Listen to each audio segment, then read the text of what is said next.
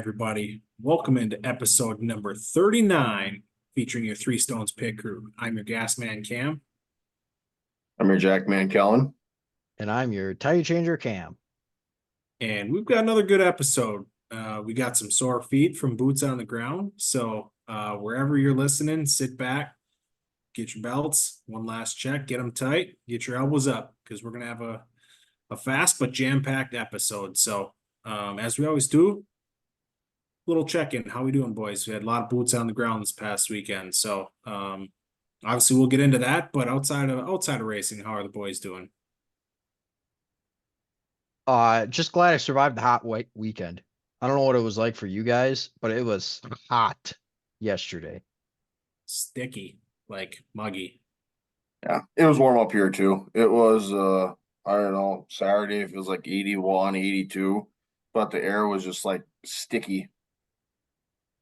So it wasn't super hot. It was just you just feel like you're sitting in the moisture all the time. Yeah. Another thing that was nice was obviously with being boots on the ground, I didn't have to worry about any work stuff. The work phone was turned off. Couldn't care a world about it. Everything on my end was being handled by somebody else.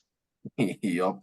That was kind of me too. We left on Wednesday night to go get ready for her brother's graduation party. When we left on Wednesday night and we disappeared on Thursday morning, so it was just nice to. Yeah, I had to answer a few text messages here and there, but it wasn't anything where I was sitting down urgent all the time. So Yeah. a little bit of a reprieve from the work setting. So I'm doing a lot of that too because I'm tired out from that Friday night drive. That yawn I just saw. That was a long one, but worth the trip. Yeah. So, but other than that, life's good. You? You just said something that I was oh yeah, you guys both talking about cruising, no work. I'm not deep in work shit. So must be nice, but the sun keeps coming up, so someday we'll get through it. Just keep chugging along. And yeah, I wasn't going to tell you this. I didn't tell you this on Friday night, but I was obviously moving Carolyn out, and on Friday night when I texted you about that accident on the interstate, and I figured our driver Cam would appreciate this, but cruising along at 70, 75 miles an hour on I-39, and I was about 10 feet from a deer that came from the median. So you want to talk about a brick in your shorts, especially when you're not driving your own vehicle. So Yeah, fortunately I didn't hit it, but I mean, when shit happens that fast, I mean, it's a brown blur and you slam the brakes and yeah, no, it is. Yeah, there's no reaction time. It's a brown blur, a smack of the brakes and increase heart rate and check your shorts and keep rolling. So Yep. I actually the whole trip back, I left the racetrack at quarter after 10. Well, race got over quarter after 10. I was out the gate right away. I didn't really hang around.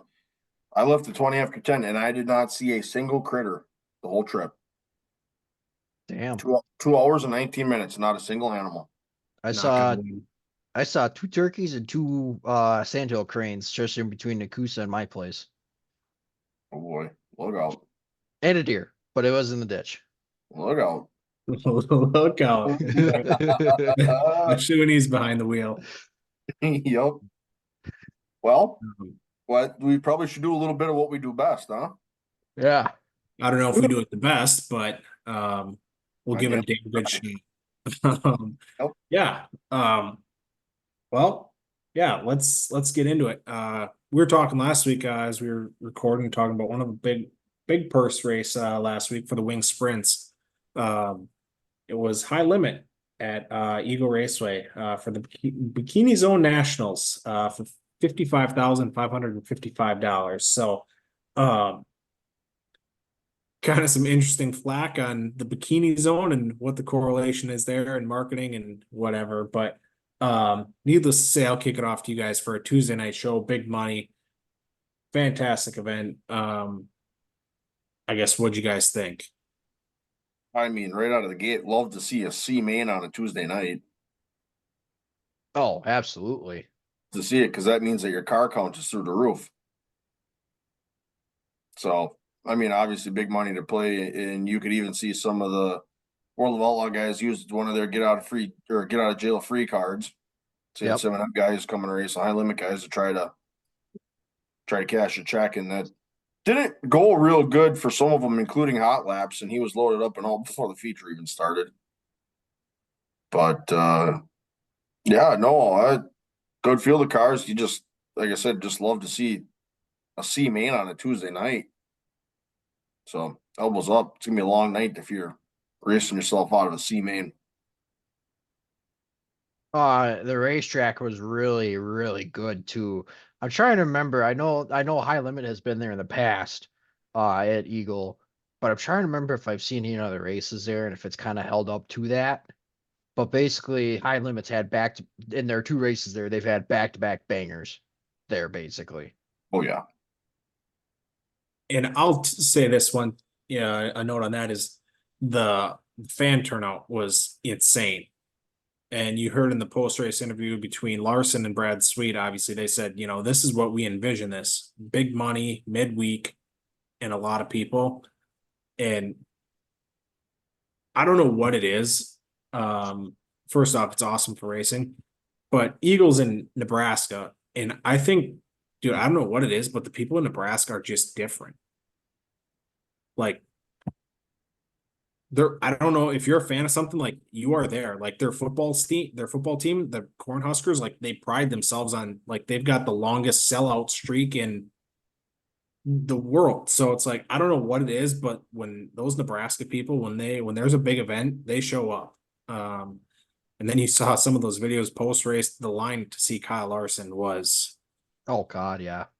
I think that line stretched all the way from Platteville to Eau Claire. So might have. yeah. Um, but yeah, it was going off of Van Grohl's point there, our tire changer. Um, racetrack was awesome. Had a couple different guys riding around the top, and then you had some other guys. Tyler Courtney who was just literally inches from hitting the tractor tire. Um, but something we don't always see. We had some smoking tires there towards the end. Track was so rubbered up. It Yeah. was boys were smoking it.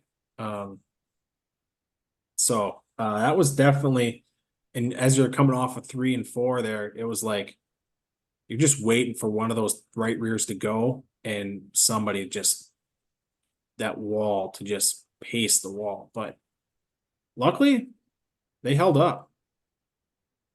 Yeah, with the Well, exception of two. yeah.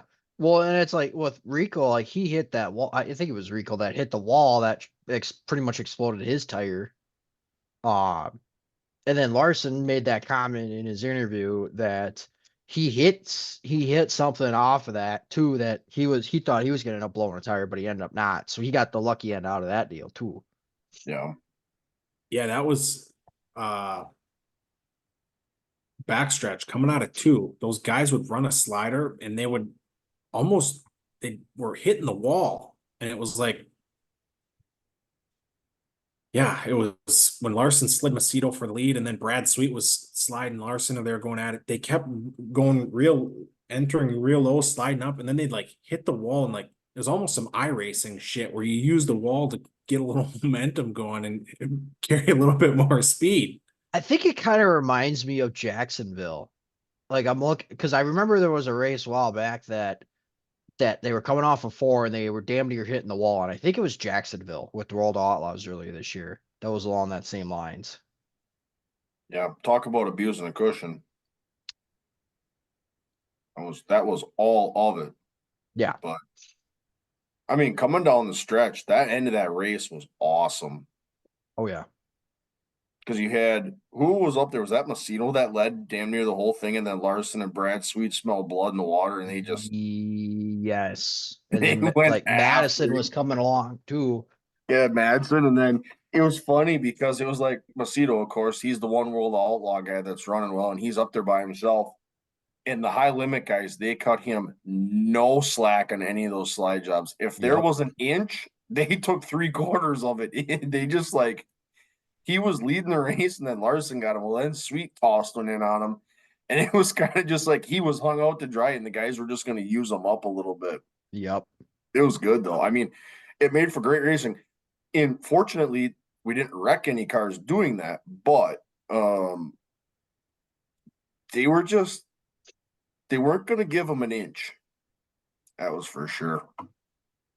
No, I But think to your point too, right there, just fantastic racing, not giving an inch, sliding left and right. I mean, that race was the definition of the best in the world just going at it and putting their full skill set on display. I mean, the Larson and Brad Sweet, you could argue those are the two best guys in a wing sprint, and those two just going at it is, I mean, It's a sight to see. it is. And Yeah. I'm so damn glad that High Limit is on Flow Racing and not Dirt Vision. So it's been awesome. So yeah, I think too, to your point, Macedo obviously was fast there for a while, quick time, and led a lot of the laps, but it took Larson only led like the last 15 or so. yeah, and to your point on one of those restarts, Larson talked about he was just eyeing it up and waiting for the right time and saw it and got it. Once he got it, never looked back. And once he got by, then it kind of started the old freight train from Macedo. Then Brad Sweet got by, and So to kind of go on that point, you know, we talked about earlier in the year, you know, do we have a little bad blood brewing? Is there a little bit more going on? Well, you know, the World of Outlaws guys, they refer to the high limit guys as the posse. You got the posse, but then it was interesting listening to the interviews. What does Brad Sweet and Kyle Larson say? Well, probably wouldn't race them as hard if it was our own guys, but we knew he was World of Outlaw guys, so we just raced him a little harder than we normally race our own guys. And I'm like, you talk about shots fired, like and they just very well made a point. And even I think it was Brad Sweet, he said that he goes, yeah, it's super cool to see that the high limit guys held all 3 podium spots down. I'm like, all right. You know, and that to was, that point, too, Corey Day won World Outlaws on Saturday at Knoxville. Yeesh. So yeah, and I think Cal, I think it was Larson made the jab after he won it. He said, "I'm just glad we could get the high limit podium tonight." He made the jab, and then I would say obviously who knows if it's ill will or not. I don't think it is because like they said, Brad Sweet mentioned it in his interview. He's like, World Outlaws or not, he's like, our goal is to get the best sprint car drivers in the world and put on fantastic events. Wherever you come from, World Outlaws, IRA, whatever it is, just to put on good racing. So, no, I don't know if it is ill will or not, but I will say one thing: it makes fun for the keyboard warriors, whoever runs the World Outlaws X page and the high rollers. So it's gonna continue to make for a good laugh here and there. And the high limit's not messing around. They just put out a cool little graphic on where the high rollers are going to be. They got an off weekend, ironically, when World Outlaws is racing for 800,000 in purses. So I wonder where they're going. Convenient? I so, think not. yeah, I just saw if you haven't seen it, High Limit put out a unique little graphic there on X on where guys are. Hussets, Skagit, Pennsylvania, relaxing. Cool little graphics. So, and then they also threw in that they don't limit their guys on how many non-series races they can do. So, God damn it. whoever runs that account is a keyboard warrior. So, I want to know what Parker Price Millers is. I'm looking at it right now. I know what the second one is, but I don't know what the first one is. LPS. I feel like that's got to be his like home track type of thing. The other one is golf. So I wonder, does he run some of that narc stuff out on the West Coast? maybe. I wonder if that's some of the narc stuff that they run out there, but Tanner Thorson relaxing for the weekend. Yep. Hmm. They'll have a good, I mean, they're going to have a good Houston's presence. Yeah. Yeah. 1, 2, 3, 4, 5, 6, 7, 8, 9. They got 9 guys going there.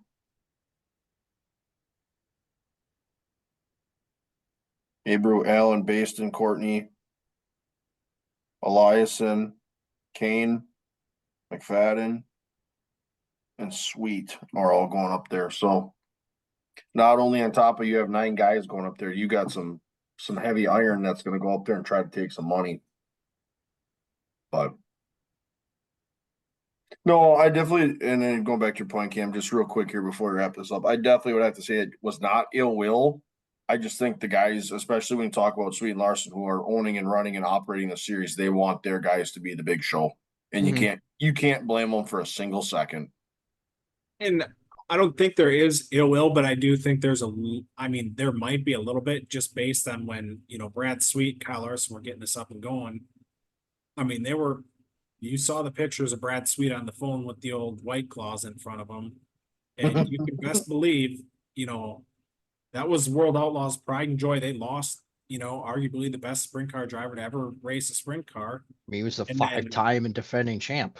you best believe that he's got a lot of contacts in his phone that as he was sipping that White Claw, hey, I'm gonna go right down that World Outlaws roster and see if we can get him to be high rollers. So um I don't think it is, I don't think there is bad blood, but I do think, the World Outlaws guys are kind of like, hey, it's like trading teams. Yep. You were one of us, you go to the other team, and then you try to bring your old teammates with you. So Yeah. No, there's just there's a little bit more of a little more chip on your shoulder. There's a little more with 2 to go. There's a little more testosterone in the blood. When you're trying to get to that last spot or that payday. A whole lot more take than there is give. Bingo. so Little alpha dog. so yeah, it was. I mean, again, I wouldn't say, whatever they want to continue to banter and go back and forth. I would say you could argue that sprint car racing has never been in a better spot. So, And when there's competition like going on like that, racing can't go nowhere but great. correct. Mhm. So, obviously, that was the last Tuesday night. Fantastic show. Um, Kyle Larson gets the win, beats his brother-in-law Brad Sweet. McFadden goes P3, Carson Macedo P4, Madman Kerry Madison P5, and Tyler Courtney rounds out your top 6. So obviously it's a fantastic race. Big money. Obviously Larson cashes the $55,555 payday. But shit, P2, 20 grand to Brad Sweet and $10,000 for McFadden. That's features most night. Yeah. So um, good money. And I think, that's what the series is about. Big money midweek and putting on That a even good show. even that payday, there was a few sponsors that kicked in some money like a week before the show too. They were still had sponsors that were like, "Hey, we want to get in on this," and I think it was only supposed to be 50 grand, and then someone kicked in the last 555. So even then, the purses the week leading up to that were still going up. So Yeah. there's people that want to be a part of that, even from the sponsorship standpoint, which God knows we need all of that in racing. One point I want to make before we jump off of the sprint car scene. With them racing in Knoxville as well this week, and a lot of the NASCAR guys went to Knoxville for the races, not just to race, but just to watch as well. One thing that I heard, I don't remember where I heard it from, if it was the NBC broadcast or radio or whatever, but Cliff Daniels went to Knoxville and got to talk to Paul Silva, and he said he was trying to get invested in the driver, trying to get to know Kyle more outside of NASCAR, and got to do a little bit of work with Paul Silva this weekend. They made a big point of that when I was driving. Now I didn't catch the first stage and part of the second stage when I was driving back last night. I had old MRN fired up on the NASCAR app, and they made a big segment on that. Daniels was at Knoxville with Kyle Larson side Now by that you side. say that, it was Steve Post. Steve Post said that on MRN. Yep. Yep. That Daniels was with Paul Silva, spent the weekend with him, trying to learn different disciplines, what goes through Kyle's mind, all that other stuff. So Yep. obviously those two are a wicked pairing. Dangerous. Dangerous. And if they, All three of them. yeah, Yeah. that's a posse themselves. Yeah. But obviously that's something no racer ever wants to see, because those three, wherever they show up, There's a lot of racing brain power going on there. correct. And there's a good chance they're going to be racing in the front. So, I don't know if you guys have any other final thoughts on the high limit race there. No, that's I think that covers it. Yeah, badass. That's what it was. Fun race, obviously. Well, let's get to our next fun little segment here, and got a couple.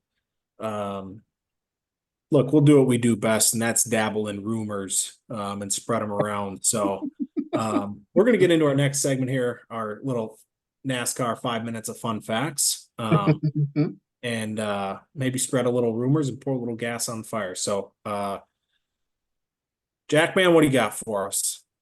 So as of Friday afternoon has now been put out by himself, Martin Truex Jr. not retiring, but stepping away from racing full time. So that was what the statement had read. He had read it and people were like, oh, he's retiring, but he's not. He said he would be open to races. And I think this also stands to the character of Martin Truex, that Denny Hamlin's already said, if he wants to run the 500, I will have him a car ready to go. Yep. So that's somebody that's not only been a competitor and somebody that owns a car that he races against, but he also is a teammate. So I think that stands to a lot of the character of Martin Truex. And not just the 500, but Hamlin said too, yeah, if he's ever bored, he gives me a call. I'll have a car ready for him. Yeah.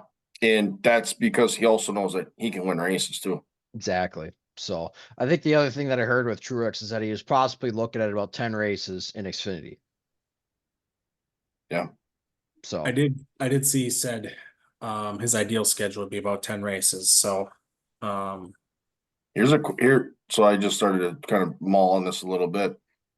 Because he steps away full time, does he step away from that Toyota allegiance? no, he made it a point to say, and Gibbs made it a point too, that Truex is staying on with the team as an advisor. So Toyota made it a point to keep him, and I'm sure Gibbs was more than happy to keep it in some way, shape, or form. So no, Toyota, he's not going anywhere. yeah, That took away my fun little thought there I had. Boy. But I will say, huh? Say what? The Hendrick 17. That'd Yeah. been a Oh, distance. jeez. But no. I was gonna say, not the Hendrick 17, but he'll step in and swing at it in that Xfinity superstar car that Joe Gibbs The has. 20. At his brother, Almirola. I mean, they could put together a good crew there. Almirola, Ryan Truex, Martin, Nemechek. Gibbs. I mean, you're looking at 13 drivers. Everyone gets about 3 races a year. yeah. So, but next fun fact, this is where we'll get into the rumor section. And here we go. As Martin steps away, obviously Stuart Haas has got 4 drivers that are free agents, and one of them is Chase Briscoe. And as we speak tonight, I love calling the shot early and either looking brilliant or looking stupid. So let's do it. But rumor has it Chase Briscoe to the 19 and an announcement is coming within the next week. So obviously they're looking to, they don't want to mess around. Sounds like now that it's official, it's almost like there can be there's no more tampering. Let's get pen to paper. Let's get this lined up. So, be good for both of them, for Joe Gibbs and Briscoe, if it is true. Just some clarity on the future. We can sit back, give the 19 the best shot the rest of the year, and Briscoe can try to send Stuart Haas out with a bang and go from there. So, tire changer, throw it to you for, I don't know if you want to jump to that next room or you want somebody else to get in there, but I'll He, throw it to you. he apparently has some intel, so I'm just going to let him rip this a little bit here. I want to know. Well, well, they hate so. One of the rumors that came out Monday, and this was more from Door Pumper Clear and them guys, which take it for what you feel like it's worth. Haley to the 21, which would be kind of surprising to me, especially because I don't remember how long of a contract he has with Rick Ware Racing, but that was a big move for him to go there to start with. I'd just be surprised for him to jump again, is the Yeah, thing. I want to say it was a 3-year deal. Well, I know, just the place to look to find out. For Well, some reason, I'm just gonna tell you, if somebody throws a little bag in front of you, a little bag of money, that might be 2 or 3x what you currently have in your bag. You, Well, you might find a way to go there too. but the thing is obviously we know that uh uh Wood Brothers is pretty much a satellite de facto team of Team Penske. It's in some way, shape, or form the fourth car at Penske. I think we yep, could all agree in that. yep, But that car performs very drastically different than those other three Penske's. absolutely. And So, I think, as much as, and I mentioned this earlier, as much as we were surprised in the move that Haley made to go to Rick Ware Racing, as of the last couple of weeks, he's turning in some decent finishes. yes, he is. He Yes, he finished Even if is. he doesn't, he finished 13th again. Rightly or wrongly, I never thought that Rick Ware car had the speed that it did. And he's in there and he's making that thing work. dude, and I will say one thing: the weeks that he doesn't have good finishes, he's still running he's running in a good spot. At some point in the race, he's on the screen with a Denny Hamlin, a Chase Elliott. He's on the Yeah. screen, which is For the little that again, could, what they need.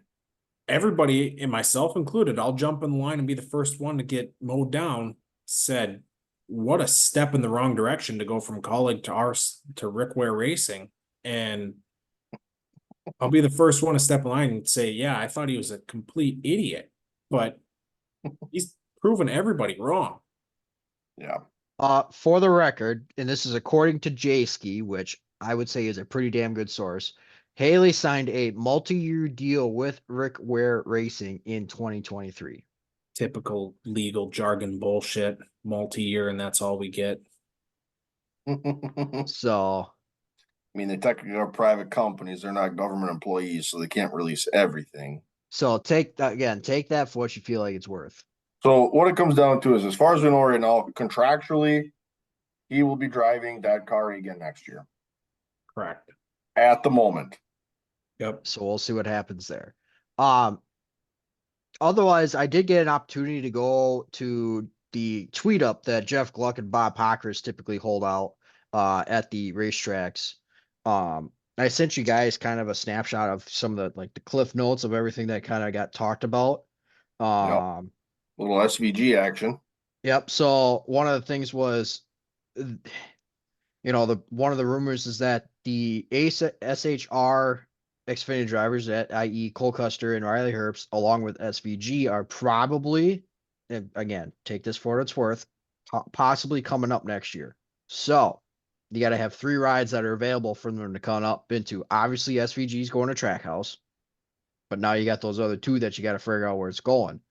Ford program, Wood Brothers being a Ford program, just Yep. leaving that out there. So, uh, Here, kind of the chartered, what's that? does that leave Zane Smith out? Question mark. Because he's on loan to Spire as well. Yeah. Does that leave him out, or does Spire put him in a car? Because again, with that charter agreement, if they're only limited to 3 charters next year, possibly, Aye. but who's to say they keep an open car? You haven't been able to fill a full 40 car field, anyways. True. The only thing you miss out on is the money, which Yeah. obviously that's a big talking point, but it's not like you're missing races. True.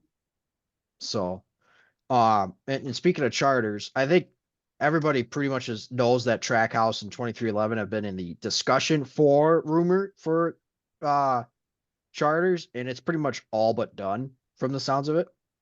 Okay. Just got to get formally done. That fourth one is still up in the air as much as you could throw a dart at a dartboard. I mean, Yeah. I guess I didn't realize in take this for what it's worth, because this is the name of this segment at this point, but RCR has their name in the conversation a little bit. Brad says he doesn't have money, but who's to say he's not interested? I would be, I, I'll put it this way. I'd be more surprised if RFK doesn't buy one than RCR did buy one. yeah, If you said tomorrow that RCR is buying a charter, I'd go, wow. yeah.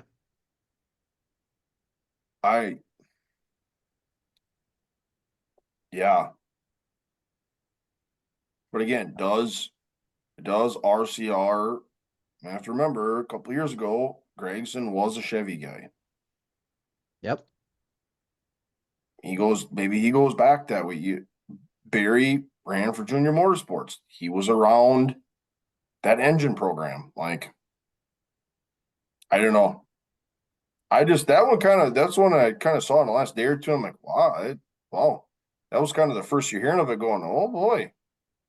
And I'll throw my name right in the ringer too for another wild I don't know if you want to say rumor or speculation, but old RCR is going to have a situation on his hands this off season with old grandchild there, and that's a Bass Pro Shops guy. So RCR's got the Bass Pro Shops connection. And you're looking at a prime candidate in Noah Gregson, who's got that Bass Pro Shops connection as well. Does Bass Pro Shops shovel their nose in the middle of that conversation? Or Do dip out entirely, and That's you almost have to go to Bass Pro Shops. Okay, so what do you want me to do here? Which can get real interesting real quick. but you got to think Yeah. he's on 3 cars. He's got Truex, Dillon, and Gregson. I mean, that's as bad as John Menard, but Well, but uh, that gets interesting really quick. Because yep. they've been with Gregson through it all. Yeah, again, especially in his junior days. Back with Junior Motorsports, they were with him all the time. Yep. He got let go with his cup deal, and then they're back with him again. Yep. So they're They gonna see follow something. Gregson. Yep. But I don't know. Lots of pieces to go certain ways. I think the other one, other juicy one that I got is that there's still no real timeline for the schedule release. Nashville, the fairgrounds is still up for discussion. Excuse me, that'd be a kind of a deal with North Wilkesboro as well. So if you see any schedules with Nashville on there, it'd be coinciding with Wilkesboro. And then the other one was that Richmond possibly could be going down to one race. Hmm. But so still, basically the gist of it is still some stuff to work out on in the schedule. That and it's no real timeline as far as when it's going to get released. Yeah. I also call that that section the stay tuned 5 minutes because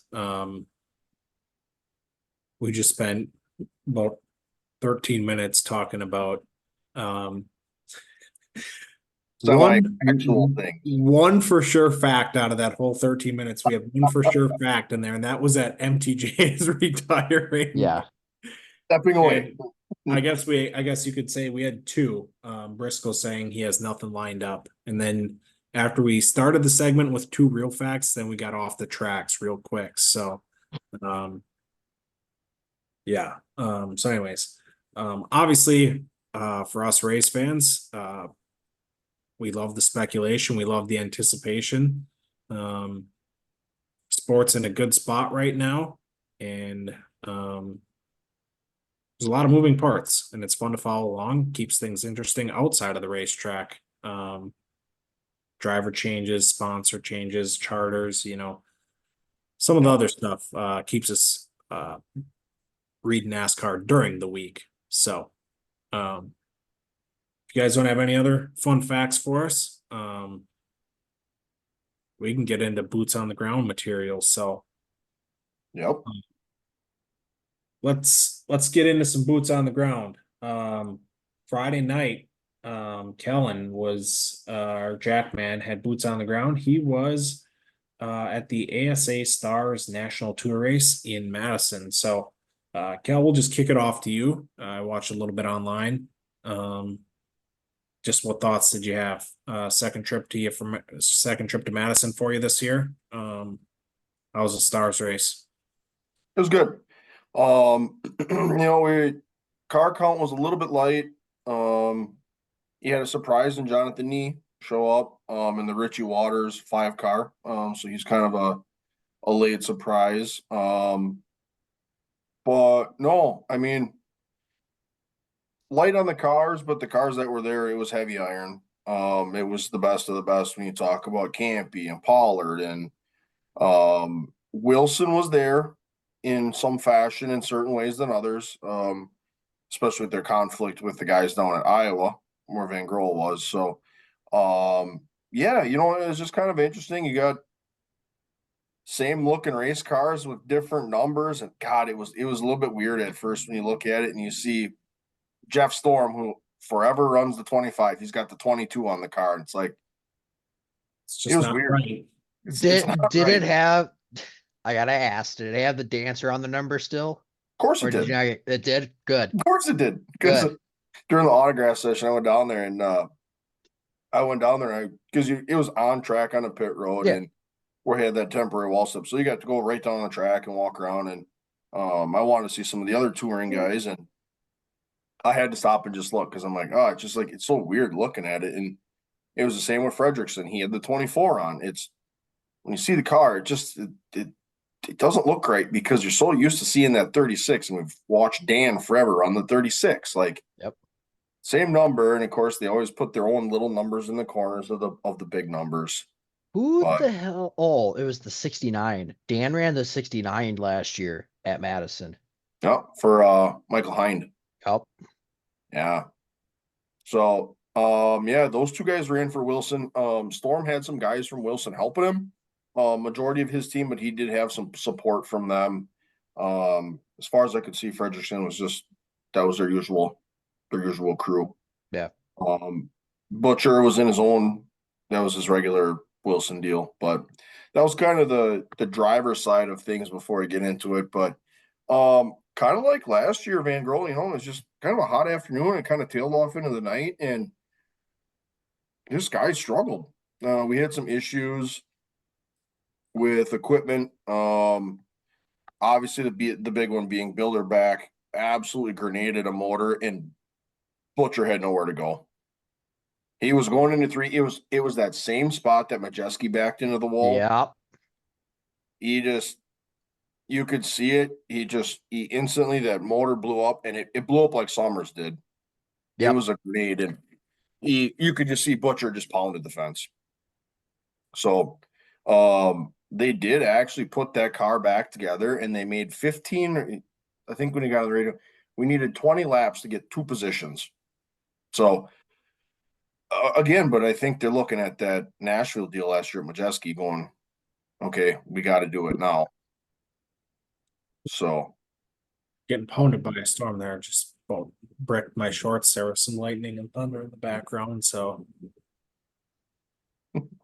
Ooh, um, yeah, not only did I just jump there too, but Butcher, he let a few colorful words fly there live on the air in that interview when they were asking him what happened, and yeah, did he so? couple F-bombs about the race officials and not throwing a caution, and yeah, needless to say, he wasn't too thrilled from the 10 seconds they gave him. He made it pretty crystal clear he was not happy. Hmm. So When if you watched it live, it wasn't. I mean, and maybe they could smell something. Majeski kind of alluded to it. He said he could smell something, so he moved down a little bit. But I mean, Bilderback was middle of 3 and 4. By the time that car blew up, he still had time to get down on pit road.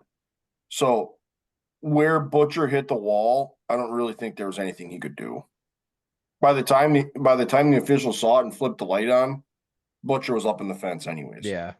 So I get it. He's frustrated because he was the point leader and he now isn't. So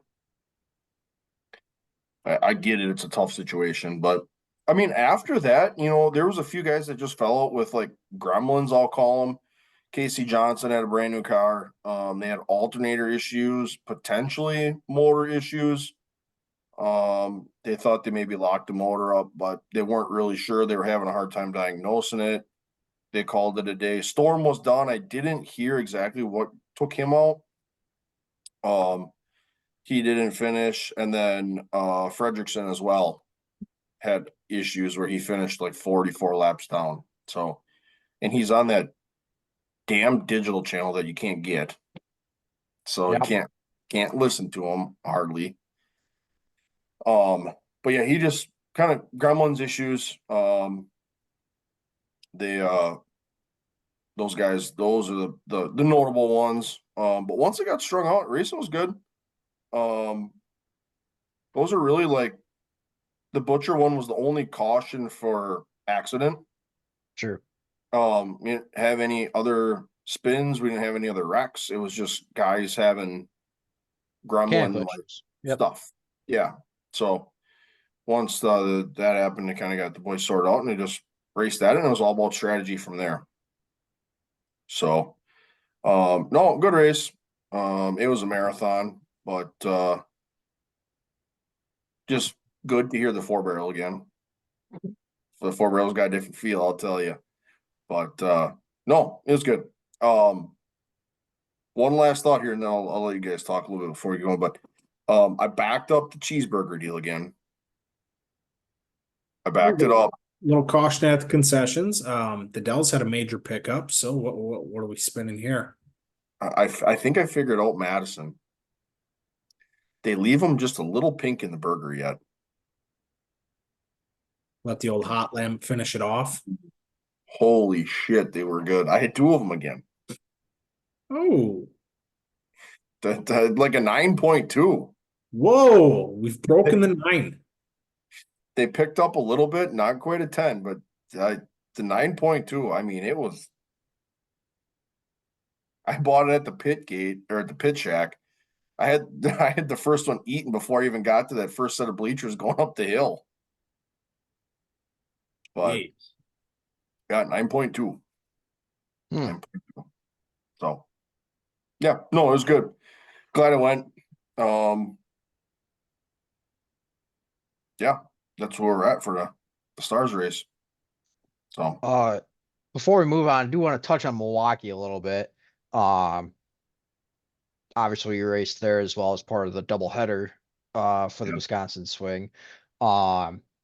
Majeski dominated early, passed Casey Roddick on lap 15. Led most the entire race, really.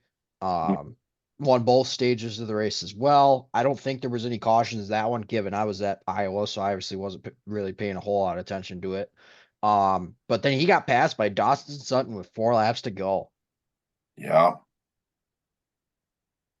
Which came as a surprise. Yeah. I was gonna Another say, which I don't think surprise, anybody expected. a surprise out of that too. Bubba Pollard was not there. So I think that all but solidifies that he's not in the championship running anymore. No, he was third in points, and he only made 51 laps, and he pulled off. And by the time he slowed down in the front stretch, he had pulled off, and the radio was silent. Yeah. It was just it.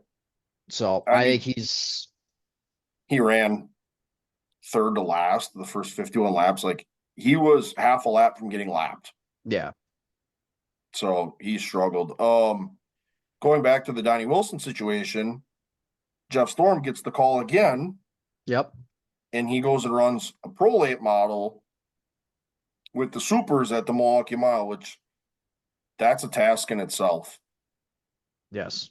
You took a knife to a gunfight, and he said he made a post on Facebook that it was supposed to be a start and park, and they made a day out of it. So finished 10th. Yep. So Got points. yeah, that's what they needed matters. for that 24 number. They're just running for the points. But yeah, so Ty Fredrickson was scheduled to be there, was not.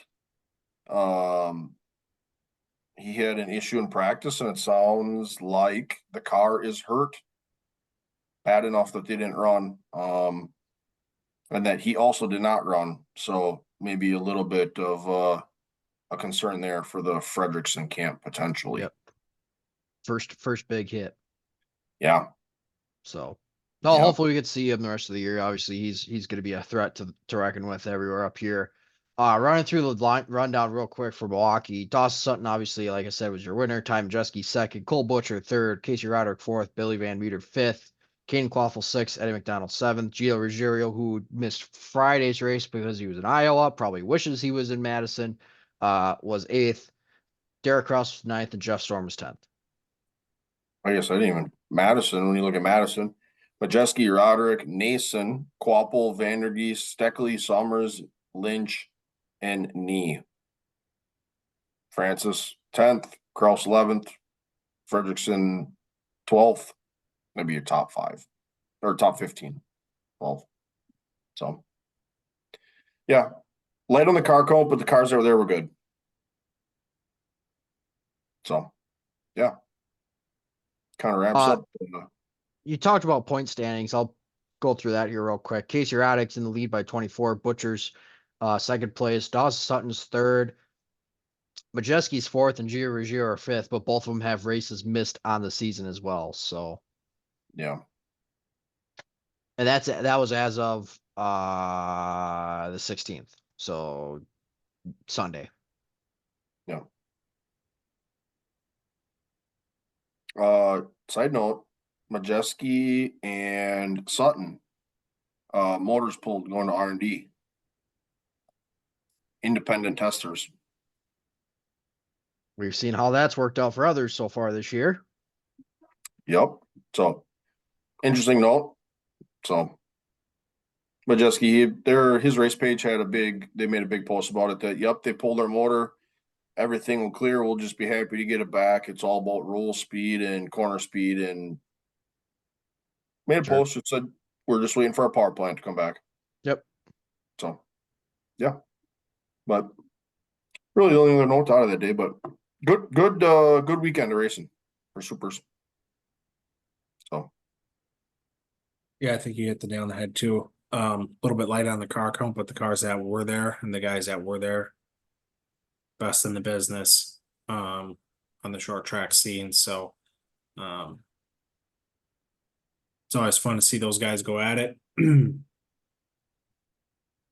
It's yeah, they're the best in the business, on the short track scene. So, always fun to see those guys, especially in our area. again, you don't always get the chance. We don't have the luxury of being able to watch those guys race every week. So it's fun to watch them when they do get up here. And yeah, interesting to see old Bubba pull off really. But cashed a big payday earlier in the week on his Midwest swing. So when he cashed the old money in the bank win from the Yep. outside. So still fun way to have a good run here up in the Midwest. But yeah, some of the best in the business. Always fun to watch. So any other final thoughts on the Stars Tour? No. No. Then let's get into the first Cup race at Iowa. We had boots on the ground. Our tire changer was there, and got some thoughts, but I'll kick it off to you guys first. Big point I want to make is obviously there was a lot of talks about the sellouts. Xfinity race sold out, Cup race sold out fast. The ARCA crowd, which typically doesn't have good crowds, let's be honest, that place was pretty full on Friday night for the ARCA race. Hands down, best ARCA crowd I've seen. Okay. So everybody showed up for that race, for that weekend, really. Yep. So Just kudos saw to Iowa you for just a little bit. filling the place. Just saw you puff your chest a little bit when you. We'll get to that. Yeah, can you black get to out a that. screen? But no, the other part was the repave, and then as practice and qualifying went, well, really practice went on, the tires. What was going to happen with tires? Xfinity Series saw a ton of tire issues. Blowing tires, guys pounding the wall. Cup Series, you saw the flat tires as well, but they lasted a lot longer. They also run two different compounds. I found that out. Just because of the tire sizes that they have, they're two different compounds as well. Cup series. Yep. So they Oh. almost never run the same tire compound as the Xfinity guys do now. Oh. Because it's just purely of the size of the tire, the tires that they run, they have to be made differently. Got it. Okay. So Note to self. when you talk about, Goodyear rubber, sure, you got Goodyear rubber, but they're two different compounds and they could act differently. So, All right. but the repave itself, I personally think it worked out really good. You had multiple grooves of racing. It got bottom fed, which I mean, you do that at pretty much any other track. As the long run goes on, everybody drifts to one lane of traffic. But those first 20, 25, 30 laps, you had multiple grooves working as the passes were being made throughout there as well. So, no, it was a great week, and I thought overall I had a blast. Would definitely go there again. I just don't know when, because I've got other races that I want to go to. So, Damn. I was gonna say, to your point, a lot of question marks. And we just had a tire test there, I don't know, a week or two ago. oh no, this was a long time ago, actually. Tire test? I think so. What was Bell and They were talking about the tire test, but that was a while ago. The test itself. oh, maybe whatever. Yep. But either way, I would say I really enjoyed the race, and for I don't know if you want to call it the skepticism or pessimism that was coming out of the tire test, I think that race far exceeded expectations. Oh, absolutely. Yeah, Gluck's poll showed that too. May 28th. Sorry. So you were right. May 28th was the tire test. I mean, Yeah, 3 weeks ago. you could argue, well, I'm not going to argue, but I saw Brett Griffin from Door Bumper Clear posted, or either he did or the Door Bumper Clear page posted that Iowa races a heck of a lot better than Phoenix does. And Chandler Smith chimed in right away and said, I'd love to have a championship race at Iowa now. Well, yeah, it's because you Unless ran we, so damn good there. I know, and unless we can throw a dome up over the track there, you don't know what you're going to get in November in November. Iowa. Yeah, Yeah. yeah. So, um, see if Goodyear can put together a snow tire. That would be Jesus. that would be fun. The old pit crew would be in snow pants. I've done that before for a But race. no, I mean it was. I thought anytime it was obviously two lanes wide. A couple times there 3 wide racing. There was a lot of 3 wide racing. And whoever was on the outside, you were just waiting. Even when you get 2 wide, if you miss it a little bit, those guys that go shooting up the racetrack once they get out of the groove, and it's like you're on the binders holding on for dear life. Um, but I will say one thing, speaking of that, a little bit sketchy on the cautions. I talked. The Hemmer caution was a real brain scratcher there. I'm gonna be honest. I didn't even see him hit the wall because I was paying attention to other stuff on the track. I saw the yellow come out, and honestly, I was like, where's the yellow at? I didn't realize Hemrick hit the wall just because I was looking elsewhere at the race. And I Yeah. never saw the TV screens that we had were so freaking small, I couldn't even see the replay. So Yeah. So I thought that was a little bit sketchy, but um, a lot of good racing throughout the pack. And, guys Yeah. were trying it was a lot of give or a lot of take, not a lot of give. And you saw that in the old Larson and Hamlin debacle. Larson trying to get every spot he could on a restart and obviously had a fast car. And um my amigo didn't only kill Larson and Hamlin's day, but the old amigo killed my fantasy day as well. Um, Suarez finds himself in the mix and ends up getting Larson and Hamlin and takes out the fastest car on track, unfortunately. But I was going to get your guys' opinion on this. Two points there. One, Larson obviously had the fastest car on the track.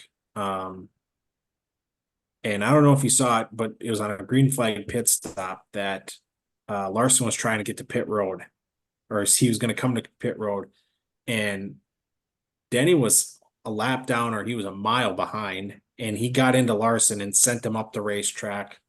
And Larson had to, slide it to keep it off the wall. And talking about Cliff Daniels, Larson was not thrilled on the radio and says to Daniels, pardon my French, can somebody go over to Gabe Hart and ask him what the fuck that was for? yep. And then he goes, I know Denny's struggling today, but what the fuck, man? Yep. And not the response I was expecting, but all of a sudden Daniels goes, dude, I have no idea what it was for, but we're going to forget about it. We've got the fastest car on the track. Let's not worry about it. And Larson was 10-4. Sounds good. I'm like, Okay. okay. Daniels is the best motivator, I think, on the pit box of any of the guys on the pit boxes. Do you have a degree in psychology? Dude, literally, I mean, it was back to business. He's like, dude, I don't know why. I'll never understand it, but forget about it. You've got the fastest car on the track. We'll drive right by him again, and there's going to be no issue. Do you remember? Do you remember a couple years ago the Coke 600 where Larson had all those struggles? He spun out and he was on Yeah. fire at that one point in time, and Yep. Cliff Daniels had his big halftime speech. Yeah, he Yep. said, look, buddy, we've all sucked for the first 400 miles. But yeah, he gave him the old, pump Yeah. up. Look, we've all sucked. Pick 300 miles, yeah. Yeah. But no, and then the other point to the opposite end of the spectrum, Hamlin's just complaining about his car. He's plowing tight, and then they could come to figure out they had the old left sides mounted on the right sides and the right sides mounted on the left side. So I can't believe you let that happen. Honestly. I texted Cam back. How does that happen? Well, Colleague did it to Kraus on a qualifying run at Vegas. He's getting ready to go out for his qualifying run, and the spotter comes on. Hey, just so you guys know, the lefts are on the right and the rights are on the left. And then by that point, you can't change them. As he's getting ready to fire it and roll for qualifying. Yeah. But no, Danny was complaining about his balance. So I would have to guess the old lefts on the rights and the rights on the left had a little bit to deal with. But I mean, just a struggling day from Denny. I mean, on Denny like to say the least. And he was a favorite going into that. Yeah, it was going to be like we talked about, it was going to be a Richmond-like place, and he's damn good at Richmond. Yep. He was when I was driving MRN had the biggest movers and losers, and Bowman was up 11 spots, and at one point on a restart, Denny was 14 spots. He dropped. I Should maybe give Actions Detrimental a listen and see what he has to say about what went wrong there. Because, Oh, I'm sure he'll have something to say. and he's not afraid to tell you exactly what's on his mind.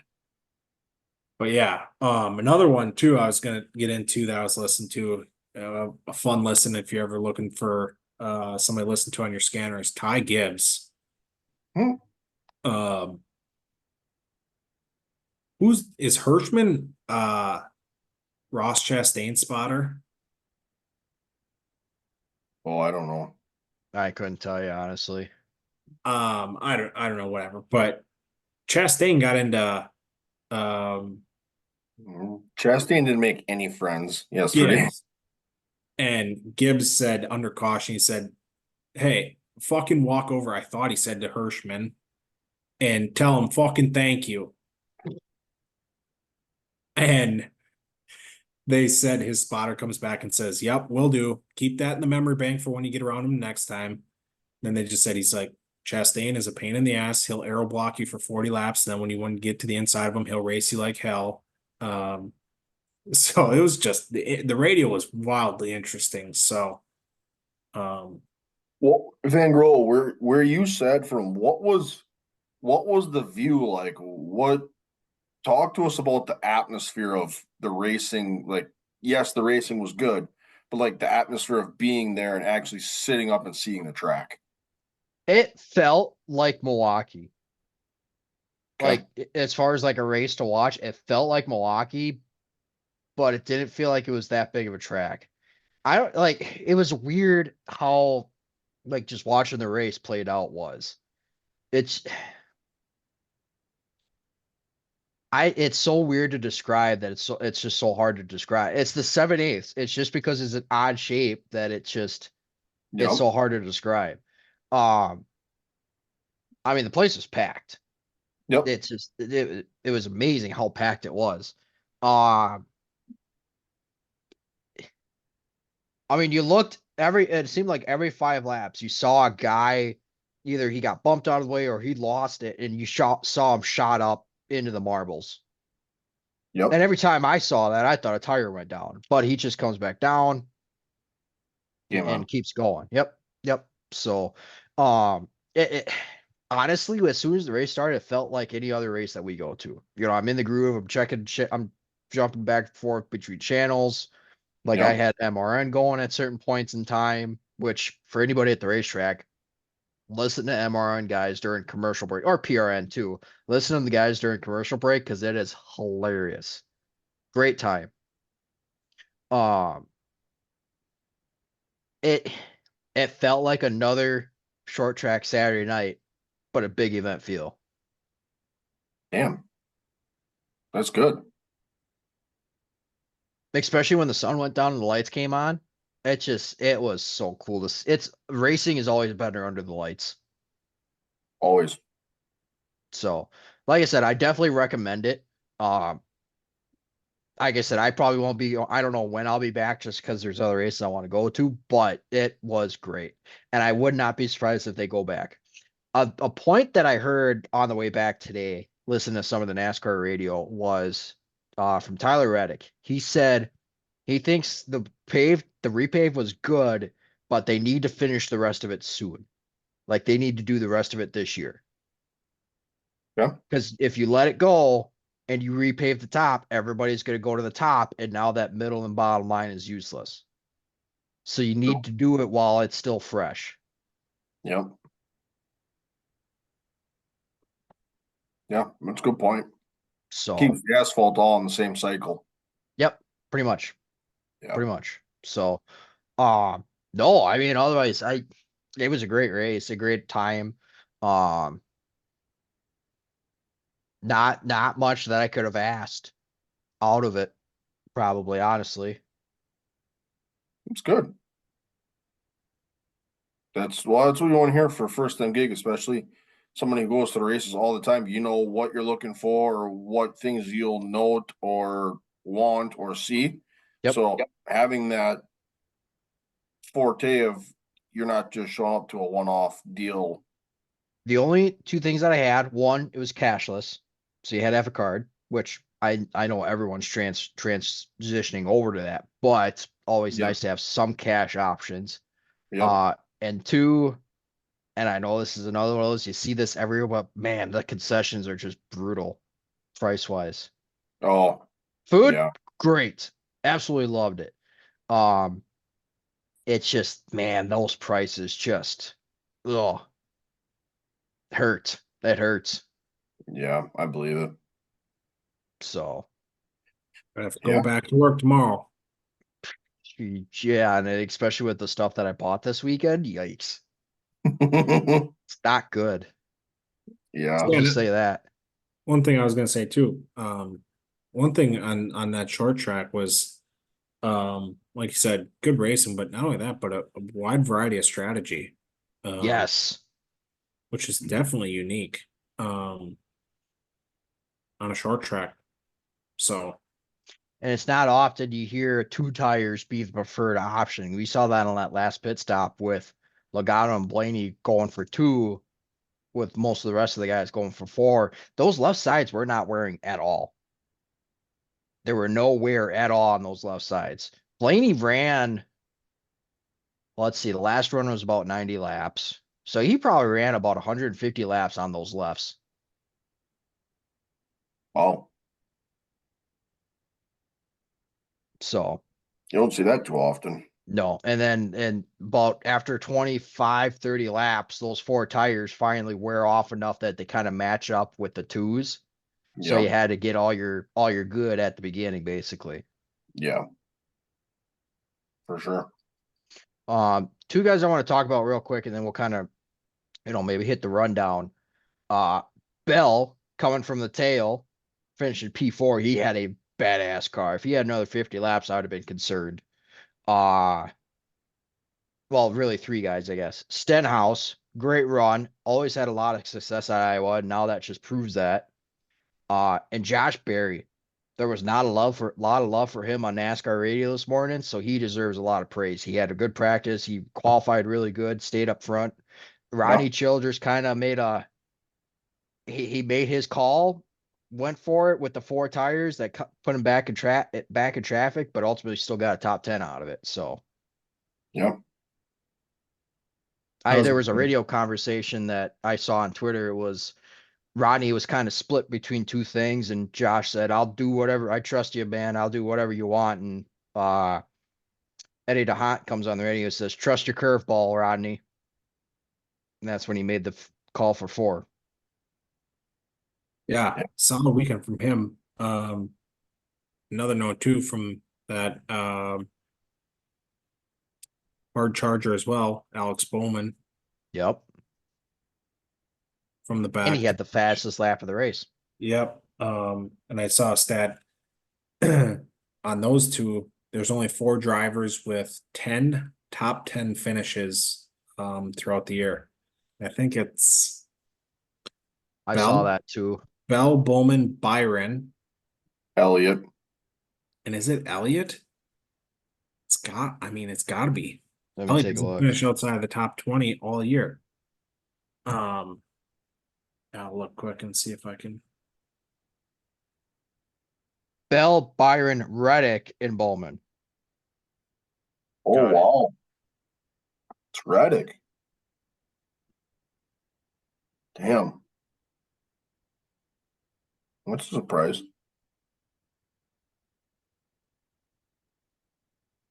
So Wow. no, Bowman has been showing up this year. Not quite Yeah. gotten that win yet, but he's been showing up. He's been consistent. Yeah, for sure. So yeah, that was the race in Iowa.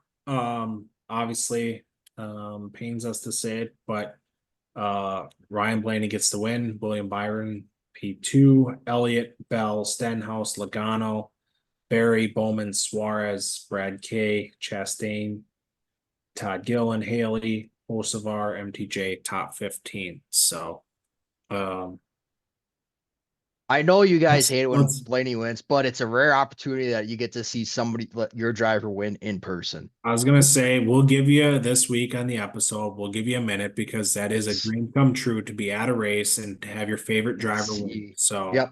we'll give you your moment here. Take it. The floor is yours. Do whatever you want, and then we'll never talk about him again. Is this the first time you've got to see him win? Yes. Okay. Yep. In person. Yep. Yep. Yeah.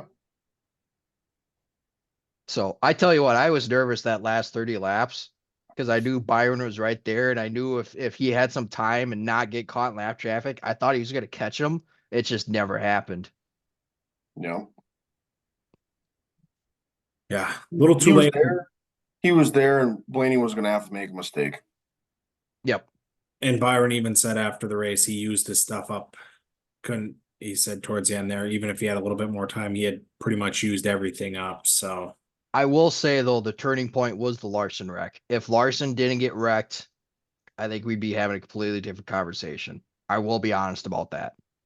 Yeah, I would have to agree that there was hands down he was the class of the field. Yep.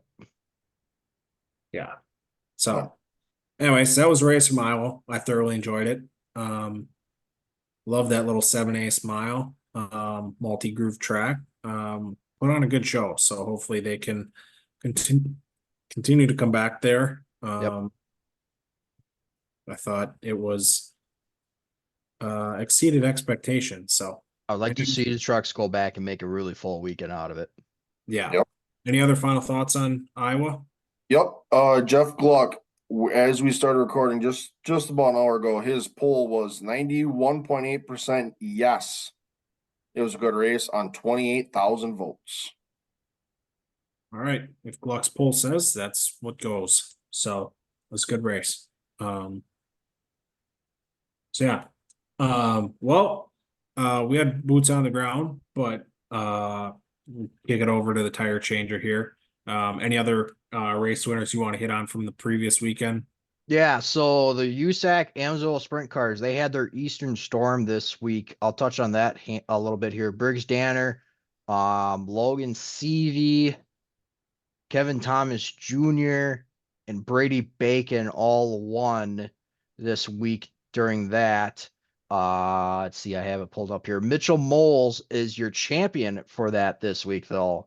He's only the third driver to ever win that Eastern Storm Championship without a feature win. Um, Brian Clausen and CJ Leary are the other two that have done that in the past. So, get a little points, fun money to go with that as well. Otherwise, other races, XR Super Series, Kokomo, they put on a hell of a show from the sounds of it. Devin Moran wins that one. Yeah.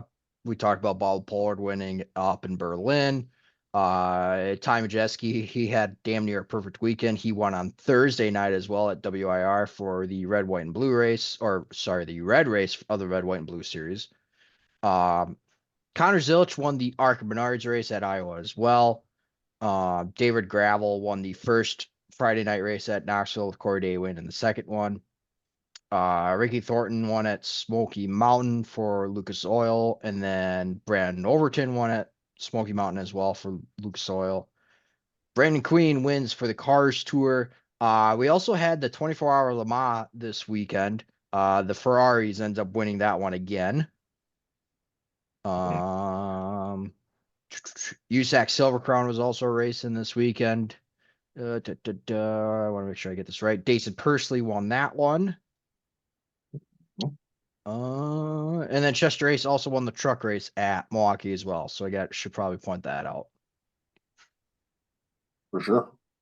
So, I go ahead. go ahead. No, I was gonna say that pretty much wraps that up. Yeah, again, just a lot of racing, but no, rain was not a threat this weekend. So Good to have that not be an issue. for once, Yeah. Yeah. And I think, like you said, a lot of good racing, big names, big races, big checks, and makes for a lot of fun for us fans. So, as we kind of start wrapping this episode up, let's get into some race previews. And I'm guessing this is going to be heavy on the Jack man right here, looking at the race previews we have coming at you. He's been knocking these couple series out of the park, so we'll just kick it to the Jack man and let him take this wherever he wants. Yeah, so Hunt the Front Super Dirt Series gets back into the melee of their season. They are going to, it's reads like Lancaster, but it's Lancaster Motor Speedway on Friday night. 12,000 to win Buddy Cook Memorial. And Saturday night they head to Cherokee for 20 grand to win with the Rock Gulp Memorial. So Hunt the Front Super Dirt Series back after the little hiatus following the Eldora trip for the Dream. So those guys are back in action this weekend. Cam? We already touched on it. World Outlaws at Husitz. Is it Husitz? Hussitz? Houston's. Husitz? Yep. Wednesday to Saturday, 800,000 in purse, 250,000 to win on Saturday, 100,000 win throughout the week, 50 here, 50 there, 50 for everybody. There's just money growing on trees, and the high rollers are going to take it all. But no, it's obviously a big race, big weekend for that. Houston's is a super cool track. Small bull ring, multi groove. Gonna be fun. Gravel has extended his point lead as Gio Selzy jumps to second. So Shots. shots. Down his Oh, shots. sorry, my bad. Gravel also is the defending winner of Saturday's feature, as he should be with Houston's on his car. And as we already mentioned, we've got a few high rollers coming in here and looking to spoil the party. So I think next week we'll review and see how the high rollers, how the old posse did in payouts compared to the World Outlaws. So tire changer, what do you got for race preview? I'm gonna we touched on USAC having their Eastern swing. Well, they're gonna have a little bit of Wisconsin swing this weekend. Silver Crown is gonna be at Madison for their weekly trip on Friday night. And then the sprint cars are gonna be at Wilmot on Saturday night with them at Sun Prairie on Sunday as well. They always end up putting on some pretty good racing. The Sunday race at Sun Prairie is also a doubleheader with the Badget Midget Series. So tune into Flow Racing for that one. It should be a lot of good racing. And if you want to see some of the Wisconsin tracks that we have up here, now's a really damn good chance to check them out. So, no, should be a good one. Excited for that one that's coming up. Jack, man, what else you want to hit on? Just some other races that we should keep our eyes on. Yeah, looking at the rest of the weekend, World of Outlaw late models, Thunder Hill, 10 grand to win Friday night. Lucas Oil, Lernerville, Hunt the Front we had mentioned, IRA Sprint Cars, Lincoln Park. We're looking down the list here, USAC Silver Crown at Madison, Arc Menards at Mid-Ohio. World of Outlaw late models travels to Ponderosa. Great Well, bam. restaurant. What? Great restaurant back in the day, Ponderosa. Yeah. Oh my God. Good Lord. Well, bam, dirt late models, 141. That's again another Wisconsin. World of Outlaws also heads to Brownstown for late models. CRA Super Series, Flat Rock, World of Outlaws Sprints, Houston, we had mentioned. We'll scroll down to the bottom a little bit more here. American Canadian Tour, Star Speedway, past super late models, Star Speedway as well. Formula One, Barcelona. The Cup Series heads to New Hampshire Motor Speedway. All-Star Challenge back in Wisconsin. Slingers Super Speedway. So they're back in action as a part of their inaugural season. IMSA heads to Watkins Glen. IndyCar is at Weather Tech Raceway, Weather Track. Oh, Weather Tech. Sorry. Weather Tech, yep, Weather Tech. And then IRA Sprint Cars, they are headed to the Terre Haute Action Track. So lots of action. If you want to watch on Hunt the Front or Dirt Vision or Flow or any of your other streaming services, you got Sprint Cars to Asphalt Miles to Dirt Supers to Wing Sprint Cars to the Cup Series. You got it. You want it. You got it. A lot of good racing coming up. All right, let's just skip over And the next part and have a good night, everyone. we'll just touch on it briefly. Fantasy. We touch on there really is no real big changes. I guess I jumped up to P2, jumped Jackman, but me and Kellen are one bad week away from swapping. And then as we touched last week, Gasman's girl Dietzo and Sophie's pit picks has got a nice group of three here, all within 50 points of each other. So got two little groupings, and I think a bad week for anybody can be a big swing. So it's getting that time of year. We got nine races left in the regular season, and You got seem to have a a little different attitude about this whole thing than you did about 3 weeks ago when you were so bad you wanted to quit. No, I mean You wanted to quit, and now oh yeah, there's a lot of racing left, and it's we're one bad week from switching, but you wanted to quit about a month ago. yeah, and I did. Because that's what happens when you put Briscoe and Gregson and some of those guys in your lineup and you're messing around with Spinhouse and Suarez. But no, I mean, again, I'm only 200 points away ahead of fourth place. I mean, one bad week, a bomb job could literally send you to the bottom. So And I'm also 200 um, points ahead of you for guys. me to sit here and say, "Oh, I want to talk about this," and I'm confident, hell no. I'm on my toes right now because couldn't make a fall.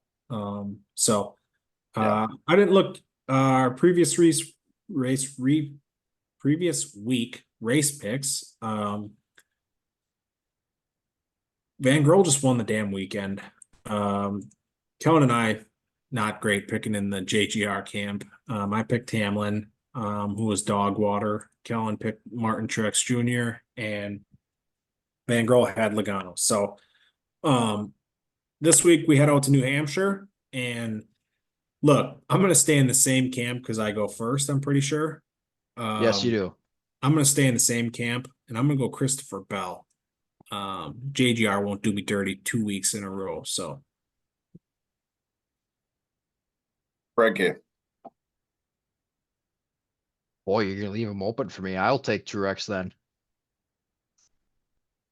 Yeah, Frankie. All right. Well, that was quick. Yep. the way we like it.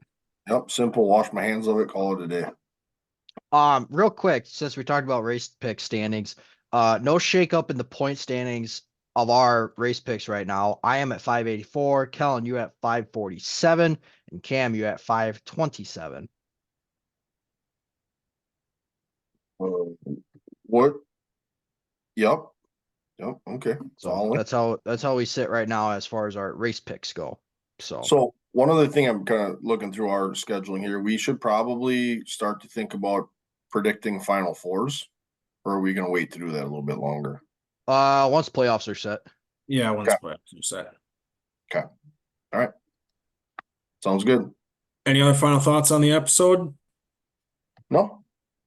Damn good racing. Lots of good racing coming up next weekend. We say it every week, but if you can't get there, you got to watch streaming services, support the tracks. If you can get there, stream. If you can get there, absolutely go. No, I'm ready for another weekend of racing here. Um, Iowa was a great time. Obviously, it was great to see old Ryan Blaney win. But no, I definitely recommend Iowa to anybody that wants to go. There was a shit ton of campers too. A lot Ooh, of camping, that sounds like fun. a lot of expensive campers to boot. So, Yeah, I'm sure. but no, great weekend. Highly recommend Iowa to anybody that's looking for a race to go to, especially if you're kind of in the central part of the country or in the Midwest. Definitely a great track to go to. Yeah, you guys hit a nail on the head. A lot of great racing, as we said earlier. Big races, big names, big checks. Feels like every night of the week. So if you can't be there, find a streaming service to watch it. And yeah, just looking forward to another great weekend of racing. Can turn the page on the Blaney win and move on. And uh, look forward to paying attention to the posse versus the world here this weekend. So it'll be a great weekend of Hey, that's racing. not bad actually. Yep. Um, it'll be a great weekend of racing wherever you're at, whether you're at the track or watching online. So and as always, as we burn this thing down, like, comment, subscribe, um, send it to your best friend, and yeah, we're not the most intelligent pit crew, but we have fun doing this, and hope you guys enjoyed. It was a jam-packed episode, and we'll see y'all next week.